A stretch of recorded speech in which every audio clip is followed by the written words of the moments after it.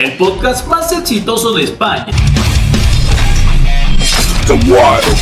ha dedicado un episodio para hablar de política y por supuesto que uno de los temas que tocaron fue la transformación de El Salvador de la mano de Nayib Bukele y sus políticas de seguridad. Pero vamos a hablar más de Bukele. ¿Cómo lo está haciendo? ¿Se ha pasado los derechos humanos por el forro? Yo lo dije una vez, los que se asustan cuando ven policías y soldados son los delincuentes. ¿Estás de acuerdo de que lo que ha hecho es bueno para El Salvador? Si todo el mundo empieza a hacer esto en sus países y tal y cual, claro, sientas un precedente muy peligroso. O los que patrocinan a los delincuentes, o los que hacen negocio de la delincuencia. ¿O crees que ha exagerado las medidas? Hoy El Salvador, es un país es mejor. un mejor país que antes de Bukele. Nosotros nos vamos a encargar que se haga justicia en nuestro país. Populista porque está diciendo cosas. Y que se les acabe su negocio. Vamos con el otro gran protagonista de Latinoamérica en los últimos meses, que es Bukele.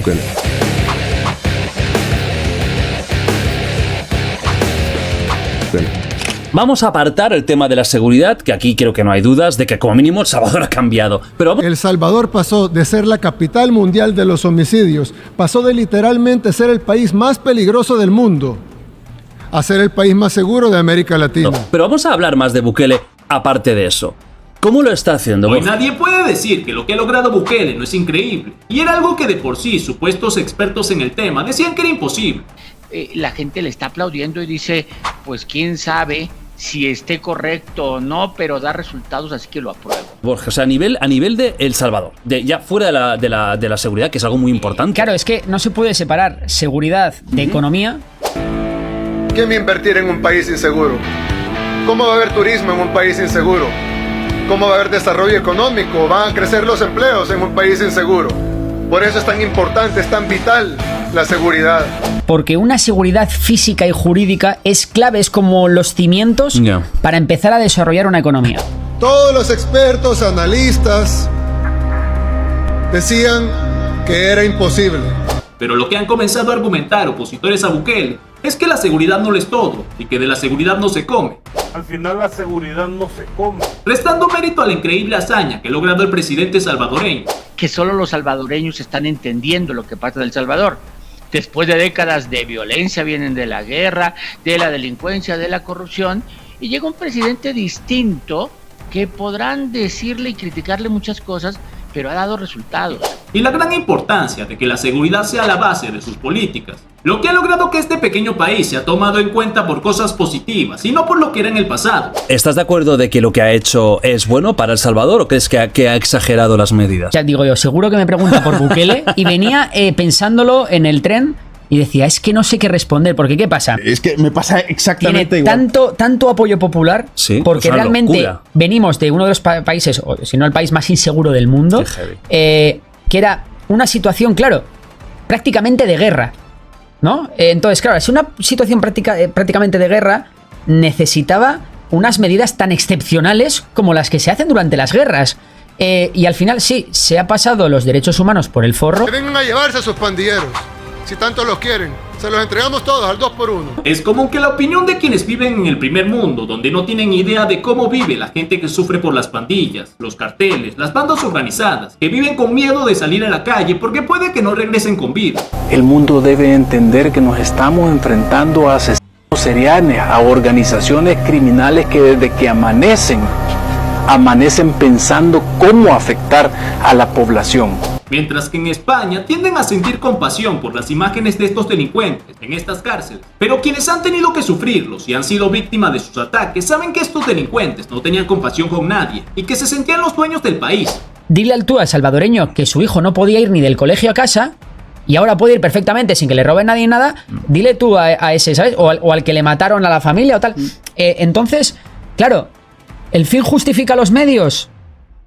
Hombre, en unas situaciones tan excepcionales, pues al final a nadie se le va... Es que a nadie se le escapa que hoy El Salvador, es un país es mejor. un mejor país que antes de Bukele.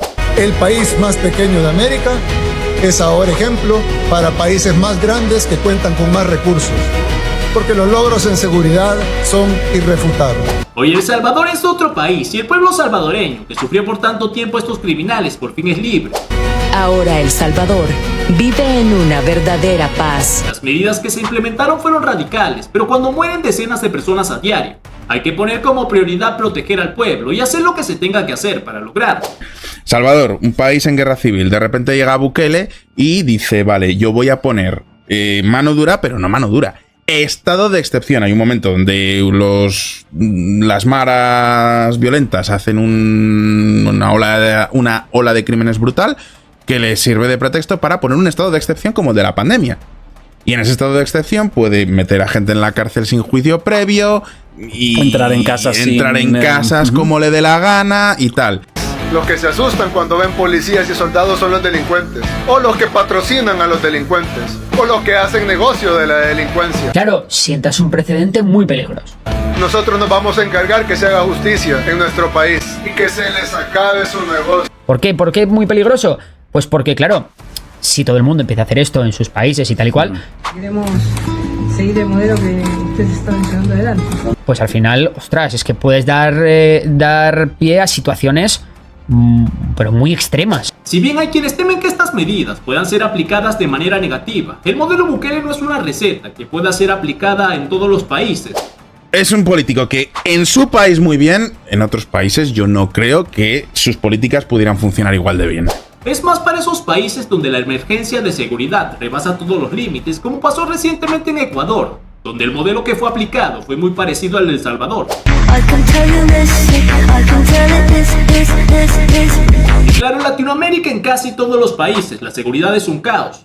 Y los gobernantes deberían aprender de Bukele y demostrar tener voluntad para solucionar los problemas y comenzar quizás por tomar el control de las cárceles, capacitar a las autoridades, algo que de verdad no pasa y es de sentido común. No hay un tan solo ejemplo en la historia de la humanidad en donde un gobierno ha desarticulado 70.000 terroristas sin una tan sola baja civil. Entonces dices, claro, ha conseguido un milagro. Y a lo mejor ese es el precio de conseguir el milagro. ¿Quién puede lograr eso más que una guerra espiritual ganada? Jesucristo dijo, por sus frutos los conoceréis. Y aquí están nuestros frutos. Convertimos, por obra de Dios, al país más inseguro del mundo en el país más seguro de América. El Salvador demostró que sí era posible y que aunque a muchos no les gusten las formas, la realidad es que hoy en El Salvador no se pierden decenas de vidas de personas inocentes a diario. Bukele, a nivel político, además del tema de la seguridad, ¿en qué se caracteriza? Es decir, para que la gente lo entienda fácilmente. ¿Sería más de derechas, más de izquierdas? Pues Bukele tiene su propia a nivel ideología social, está a favor o en contra del aborto, LGTB, ¿qué dice? O sea, que tiene algún toque progresista, pero sí, luego a la vez es ultraliberal. Ok. Vale, eso económicamente es ultraliberal. Sí. Sí. Vale. Sí, Yo de creo hecho, que invirtió en Bitcoin un montón. Y luego le salió mal y ahora le ha salido bien. Ya le salió muy bien, claro. Que va para arriba. Señoras y señores, con ustedes, su capitán, Nayib Bukele. Ahora mismo la lucha ideológica es entre dos grupos que no sabemos exactamente cuáles son. Anti-woke, ¿no? Woke, anti-woke, sea lo o que sea eso. extrema derecha versus no extrema derecha, globalistas versus no sé qué. Ya no sabemos cuáles son los ejes de debate.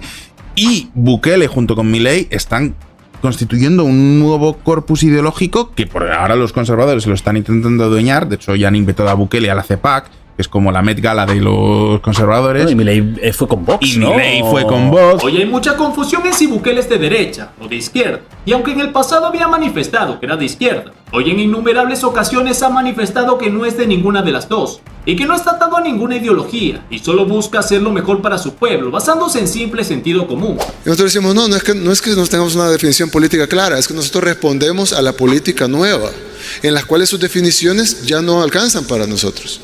Pasando eso, que... O sea, no tenéis claro para dónde tiran...